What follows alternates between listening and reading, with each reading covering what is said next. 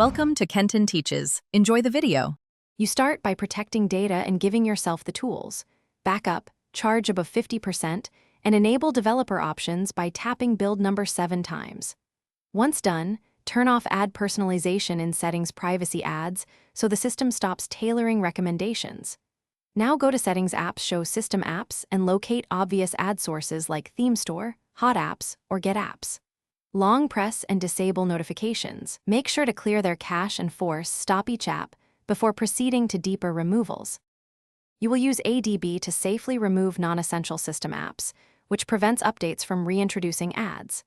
First, install ADB on a computer and enable USB debugging. Connect the phone and confirm with the DB devices. Next, list suspect packages and identify names for Theme Store, Hot Apps, or similar.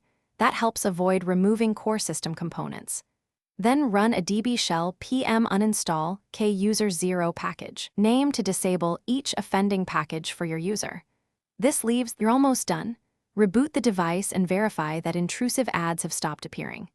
Make sure to watch for packages that auto-reinstall after updates and disable auto-updates for system apps.